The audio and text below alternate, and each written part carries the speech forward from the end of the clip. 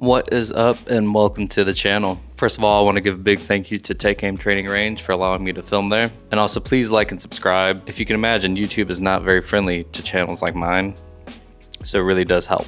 The topic of discussion for today is the 10.5 Sabre Upper that I've had for almost a year now and roughly about 3,000 rounds on at this point. So real quick, let's just kind of go through what we got on here. Starting from the top, we have a WB white bread suppressor. We have a Steiner D-Ball I2, and a Surefire mini scout right here. We have all that mounted on the Sabre quad rail with a FN cold hammer forged barrel underneath. The gas block is PSA's own adjustable gas block. The upper itself is the Sabre quote unquote mil-spec uppers that they use with the Fathers of Freedom BCG inside of it. And then obviously we have an EOTech up top, an EXPS3. We have the Sabre Mark charging handle. It's a Radiant that they are using. And that's pretty much just real quick overview of what the upper itself is. The lower is a PSA pistol lower. Nothing very fancy about it. Has a Super 42 buffer and spring in here. And that's really the only thing of note on that. So the overall experience of putting 3,000 rounds through this has been pretty good. And overall, it's been a solid upper for me. With the biggest thing to note in relation of things that gave me trouble being the adjustable gas block. The gas block itself has some set screws on the side that one of them came loose. I was just lucky enough to hear it when it fell out and it hit the floor. I was like, what is that? Found the screw and I was like, yeah, that probably belongs to the gas block if I had to guess. So I went over and looked at it and sure enough, that's where it had come from. So I put some Loctite on it and then put it back in and did my best to torque it back in there. After that though, they've stayed seated and I haven't had an issue with them since. That would be the biggest problem that I've had. And it was resolved pretty easily on my part. Still kind of suboptimal in that sense. So the barrel is probably one of my favorite AR barrels. I love that FN and PSA have a relationship. I think FN barrels are fantastic. They're known for lasting a very long time and being accurate. And I can certainly speak to the accuracy of this. Well, I haven't sat around and tried to see the tiniest groups I could print with this barrel. I will say that I've been able to make consistent hits out to 450 yards with it using just cheap garbage reloaded, just nonsense 55 training ammunition. And any time that I can send 55 grainers out to 450 and hit my targets, I'm having a good day. I'm having a good time, you know what I mean? The overall fit and finish of the upper, the coating itself and everything else around it, the bolts, everything like that hold the handguard together have all been really solid. I cannot complain about that. PSA does a good job with whatever finishing process that they go with for the Sabre series. The finish is very nice on the Sabres, so good for them on that. I did go ahead and change out the muzzle device. It originally came with this 3-prong, kind of a flash hider compensator combination. And the original muzzle device was good, it was just fine, but I wanted it to accept cans, so I changed it to, in particular, the Cat Spooky QD to mount my Cat suppressor on there. But the original muzzle device was effective. It didn't do the annoying ting that 3 prongs and 4 prongs can do sometimes. So the muzzle device was solid, nothing bad to say about that there. Originally I had recorded an entire talking portion of this video on site at the range, and unfortunately the audio isn't there, so here we are doing it now. And in that section I had pulled the BCG out and kind of went over it to show what the wear pattern looked like and kind of discuss it a little bit. And I'm gonna try to roll in some footage of that. But we have the I believe it's the founding fathers of freedom bolt carrier lineup that PSA uses in their Sabres, which I assume is upgraded from their standard ones that they put in their ARs. You can definitely see a wear pattern on the BCG itself, just where the coating has been removed as it cycles, but it's not necessarily to the point of concern.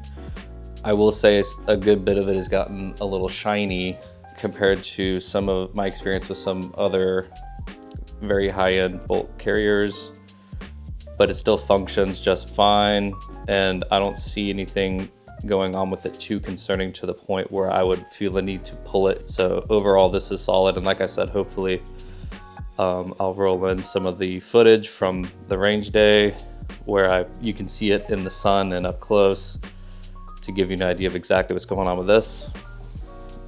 So we also have the bolts here. The bolt itself seems to be in good shape. The wear on it is nothing abnormal. I will say there's a little bit of wear kind of on the side of the locking lugs, kind of like right there. And I will say that is a little uncommon at 3,000 rounds to see something like that. And then you can also see there's a little bit of wear going on the front here, which this is somewhat normal. I mean, over time, you're gonna see that for the most part, just from most carriers, with a couple exceptions depending on who manufactured it and to what tolerances and what specs. But other than the wear kind of on the side of those lugs right there, it's fine. The gas rings are in good shape. I do have a good bit of a carbon buildup kind of on the tail.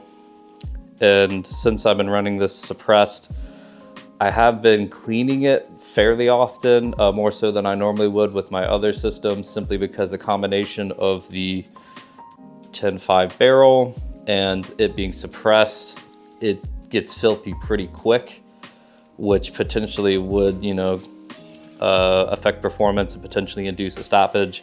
So I'll go through and wipe it off, oil it, kind of look around to make sure everything is looking good and, nothing crazy is going on with it. These bolts, it is marked magnetic particle tested. So it does have an MP marking on it. I don't think it's high pressure tested, if that matters to you.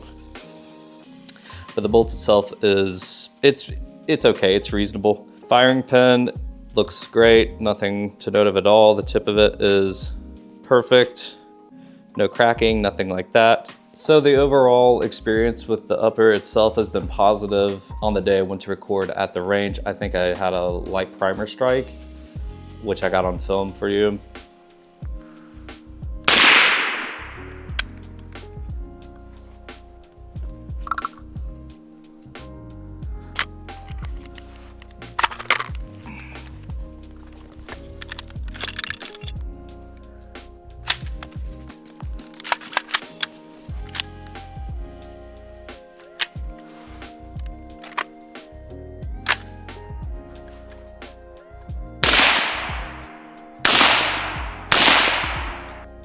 And that's not generally going to be an issue with an upper, so I wouldn't really hold that against that in this case.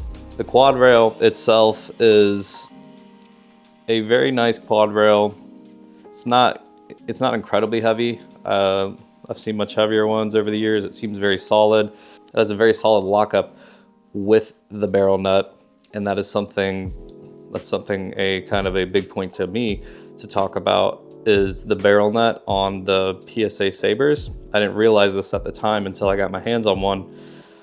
In the process of taking off the handguard to make sure everything was good, just to go over to make sure everything is installed properly, everything's torqued to spec, nothing is just gonna come off of it, I discovered and I realized, if you want to change this handguard, which I will be changing it probably just to a lighter one, just simply, because the barrel nuts that PSA uses for their Sabre line, they have their own proprietary barrel nut. And so really what it is, the barrel nut itself has its own locking tabs that interface with the handguard, which in some ways is good. It means you get a very positive lockup, and they are solid. Like I've beat on this thing a little bit and twisted on the handguard to see if I could get any movement, anything like that. And it is rock solid. So it's a good design. The only issue is you're then kind of forced to use PSA's ecosystem of handguards. You're not gonna be able to put a BCM one on it, a Geisley, at least not easily. And so what that would entail is replacing the barrel nut with with another manufacturer's barrel nut or whatever the case is. And normally that's not really a big deal, right? It's just replacing a barrel nut. PSA is notorious for over torquing their barrel nuts. And I don't mean a little bit. I mean, some of them, it takes a song and a dance to get the barrel nuts off. It's something else. I don't know if that's the case with this. I haven't tried this one, but knowing that when I saw the proprietary barrel nut, I was like, oh man, like, you know, kind of, it would be probably gonna be easier for me just to pick up another Sabre handguard and add it on here. So that's something to be aware of in relation to that. That may bother you, that may not. Like I said, the barrel nut and the way that it actually interfaces with the handguard itself is very good. It's a good design, like straight up it is. But if you want something cool, like a cool Gucci handguard or something like that, you're gonna be looking at replacing your barrel nut, unfortunately. Something to consider. So yeah, overall experience with it has been positive. I haven't had any serious stoppages to note that would be due to the upper itself, outside of tuning the gas block and getting it to cycle how I want it to cycle, you know, with the appropriate ejection pattern that I personally am looking for. So anything that wasn't either self-induced from that or anything that wasn't self-induced from tuning the gas block, there's nothing to note in relation to stoppages that I've gotten out of this. So let's talk about value, because PSA, that is what they're known for. They're known for their value, their mass manufacturing and flooding the market with their products. That's what they do. That's PSA, right? These were going for $600 at the time. I imagine they're probably still around there now, and they have different configurations at different price levels. But for the cold hammer forged barrel, the quad rail, it was $600. So when it comes to the price point of an upper, or maybe even potentially some of their complete rifles themselves, you have to ask yourself, is the savings worth it to you comparatively to something that is manufactured by other companies, right? And the reality is, I've seen Daniel Defense complete uppers, bolt carrier, charging handle, specifically an 11.5 contract overrun upper for $700. The reality is, if you take your time and you're patient and maybe, you know, kind of look in the right places, you can get a very solid quality upper from a manufacturer like Daniel Defense, BCM, and others for close to what you can get something like this for. But I will say, it's a lot easier to find these consistently priced pretty much anytime throughout the year. You can almost always find these uppers, and for the most part, you can find Sabre complete rifles as well in a similar price range as other ones. And I assume obviously that's their idea, is to compete probably with those higher end manufacturers or well-known manufacturers that are known for having quality rifles and parts. That's obviously the point of the Sabre line. They're kind of on the bleeding edge of being in the ballpark of those manufacturers in terms of quality and what they got going on. The Sabre line is probably going to be a solid option for people that are looking for good weapons and ARs straight out of the box. You know, you're probably gonna be just fine. With that said, this is really my only experience with Sabre products, is just simply just this upper. And granted, I realize it's not a complete AR from them, and also a sample size of 1. They're a decent value for the money, at least in this case. But if you save a little bit more money up, you can then start to move into the more traditional, so to speak, manufacturers in the AR world. So really that's kind of up to you. Do you want to spend a little bit more to get something else? But you probably could get one of these and, you know, probably be fine and get away with it. There's really nothing wrong with them at all. This has been a very good setup for me. I enjoy shooting it. So really that's up to you to determine if the juice is worth the squeeze for you by saving some money and going with a Sabre or a PSA, something out of the PSA line. So yeah, in closing, it's been a good setup. I like it. I'll probably continue to shoot it.